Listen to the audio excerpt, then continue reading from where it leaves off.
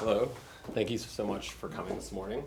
Thank you so much to Anna and Ali and everyone from the Healthista and the Pullman team for throwing this incredible event.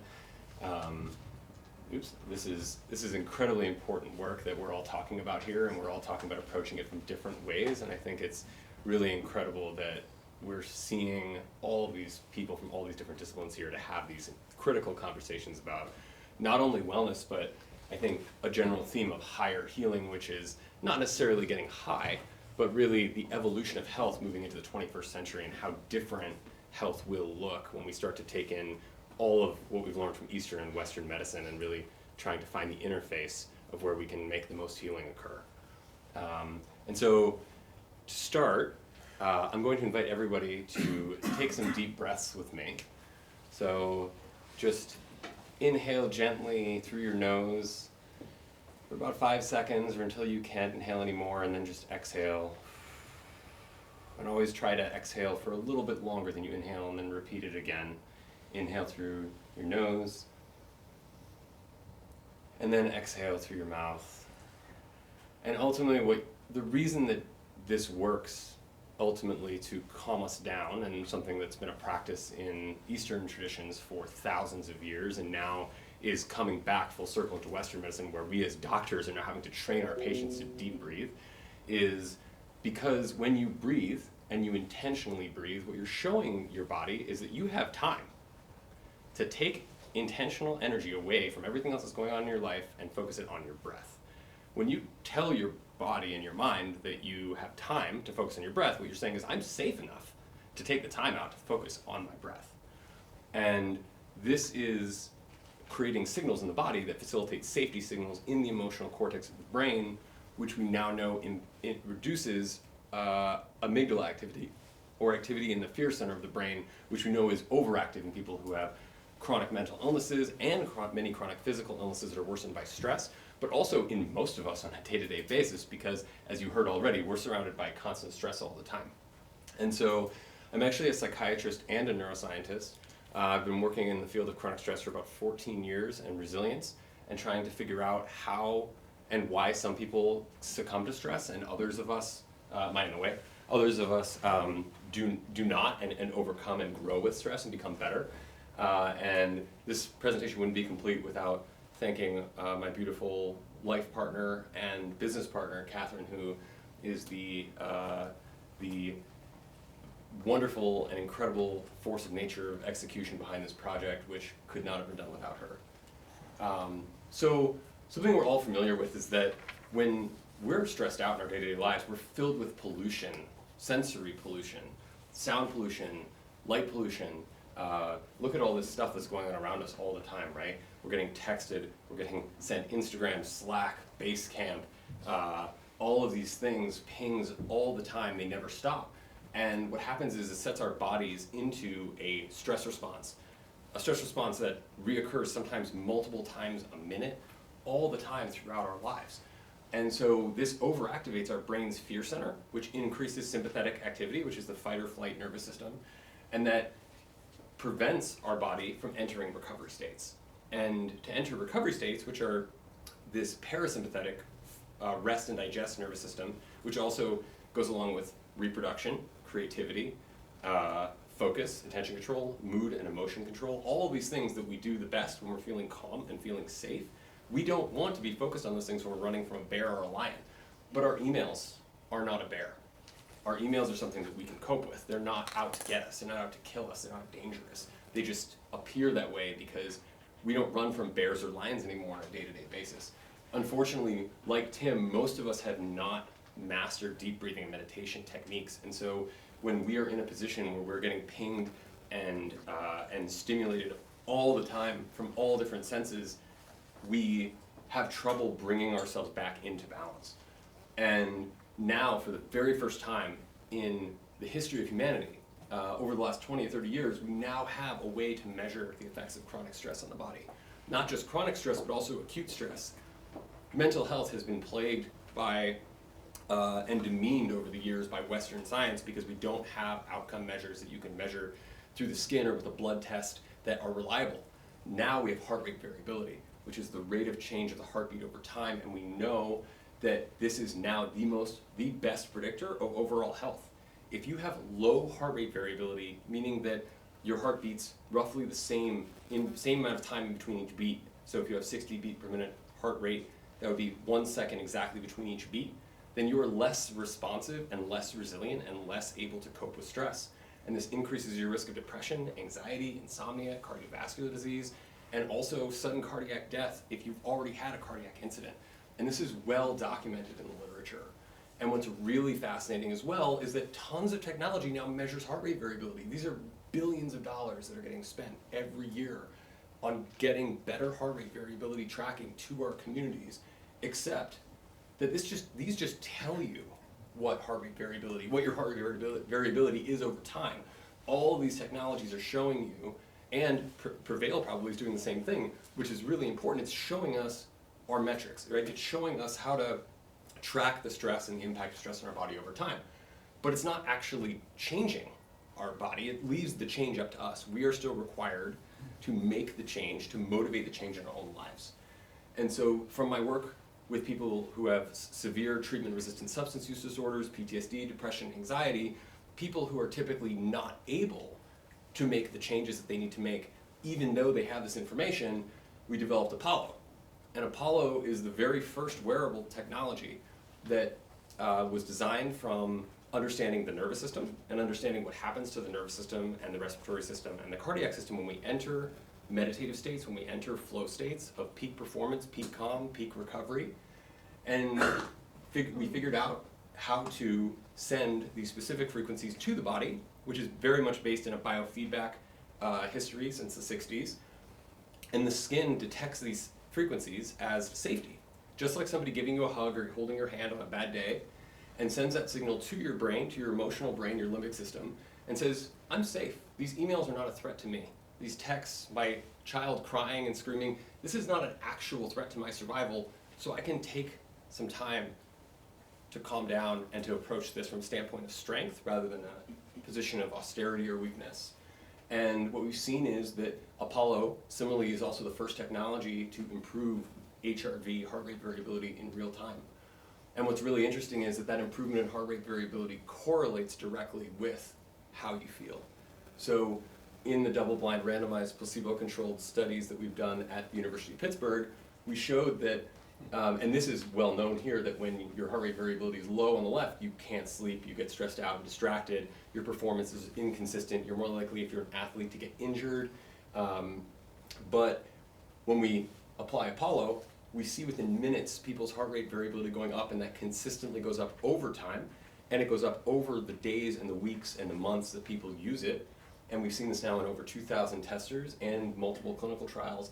And that as heart rate variability goes up, people say that they feel more refreshed, focused, and calm, and the amount that they feel better correlates directly with how much their heart rate variability goes up. And now, for the very first time, you can actually track your performance outcomes through your data, whether it's through any of those technologies like Apple Watch or Oura Ring or any biometric trackers we mentioned earlier. You can now see, as you use Apollo, how your body is changing. So Apollo usage will be tracked over time in the app, and you can see your heart rate variability changing over time as you use it, so you can actually quantify your own self-improvement, your own human optimization, and you can see how your body's learning to be better as you practice. And we all know practice makes perfect. We just haven't necessarily internalized it completely, but the more we do anything good or bad, the better we get at doing that thing. And so Apollo creates this resonance with your nervous system through evolutionarily conserved pathways for millions of years of safety that allow this response to then be something you can carry with you at any time of the day. And the next step of this is starting with sleep. Because one of the hardest parts about our lives is transitioning from wakefulness to sleepiness, especially for those of us who work a lot. And so what Apollo does is it can gradually ramp your energy down so the time you hit the pillow, you're ready to fall asleep. And then in the middle of the night, we can use movement tracking and tracking through your wearables to understand when you're about to wake up from sleep and turn on a frequency that helps you stay asleep. And then also wake you up in the morning without an alarm clock, reducing that cortisol spike and that heart rate variability spike that you get when you get jarred out of sleep in the morning. so that by the time you open your eyes in bed, you're just ready to go. And in our study at the University of Pittsburgh, the first double-blind randomized placebo-controlled trial, we showed that heart rate variability with these frequencies, Apollo frequencies specifically, heart rate variability went up within 2 to 3 minutes, 2 to 3 times each individual user's average. We saw that correlated directly with cognitive performance on a very stressful task that NASA gives to astronauts before they go into space. This is a task that the only things that improve performance on this task are flow states and amphetamines. And we saw improvements as good as amphetamines by inducing flow states with Apollo. And that correlated with mental clarity. So people say they feel calmer, they feel more focused, their performance goes up to 25%, and the more their heart rate variability goes up, the more balanced their nervous system is, the more their cognitive performance goes up on the task. And from over 2,000 people in the real world, we have a 95% report of enhanced productivity, focus, and sleep while using Apollo. We give this to people in the wild. We have prototypes. Tim's wearing one, Anna's wearing one right now, and we just give them out to people to use for a few months. We have people using them for up to a year now, and we see that this is consistent over time and that people don't get tolerant to it. They actually become more sensitive to it because it's activating a natural pathway in the body that trains the nervous system, just like practicing deep breathing or meditation, to enter balanced states more effectively. And so what's really interesting about this is when you apply it to people who have treatment-resistant mental illness, which is where the technology came from originally. So part of our group, we have a group of a couple hundred people who have illnesses like chronic pain disorders, PTSD, anxiety, depression, autism, ADHD, disorders that are always worsened by stress. And so we gave these folks in clinical trials and in the real world Apollos to use, and we see sometimes immediately, particularly in the cases of kids and adults with trauma, but in all of the groups we see overwhelmingly improved safety, sleep, mood, energy. These are the self-reports and what people show us from their biometric wearables, that they're tracking their lives in the real world. We see reduced anxiety and pain, and I think most telling of all is that people are willing to voluntarily reduce their use of habit-forming medications like opioids and benzodiazepines, which are extremely addictive. And as a psychiatrist and an addiction psychiatrist, I can tell you the single biggest barrier to me getting my patients better is getting them off of these medicines. And when we give them Apollo, they self-taper their medicine because they're feeling better. And that was for us a huge outcome measure. And what's really interesting in addition to that is that we're also seeing that we can induce meditative states or increase access to meditative states, almost like a catalyst for transitioning state experiences. So people who are non-meditators, we showed this is preliminary results from another study that's going on at the University of Pittsburgh, and we've seen that people who have no experience meditating, their brains look just like experienced meditators within 12 minutes through brainwave analysis. And we see that from a number of case studies with very experienced advanced meditators that they're able to enter much deeper meditative states more quickly with Apollo. So why is this interesting? This is particularly interesting to me because this is a part of a trend of higher healing.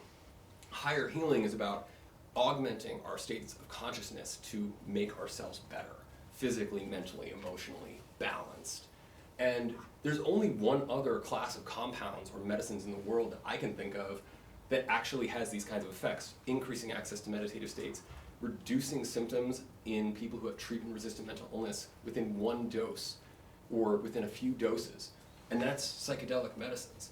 Psychedelic medicines are the single best catalyst to the healing process we've ever come across, and they're the closest thing to a cure we've ever had in mental health.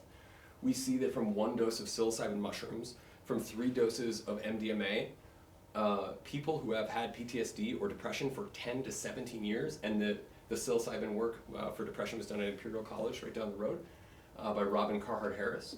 And we now know that those few amounts of treatments can take people who've had treatment-resistant disease for 10 to 17 years and make them completely symptom-free with just 1 to 3 doses and a few weeks of psychotherapy. No longer taking medicine every day, no longer requiring people to become dependent on something outside of themselves for healing. The healing process continues after their medicine session because they learn things that they can carry with them.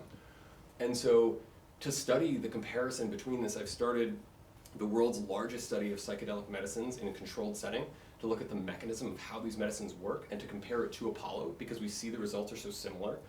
And so this is a partnership between myself, a psychiatrist at Yale, psychiatrist at the University of Southern California, and one of the most famous researchers on epigenetics, and I'm so glad you guys brought that up, from Mount Sinai, which was Rachel Yehuda, who very well could win the Nobel Prize for discovering that trauma is actually inherited through our, not in our DNA, not in the A, C, T's, and G's, but actually on the DNA. So there's little markings on the DNA that say whether a stress response gene should be, like cortisol, should be increased or decreased in expression.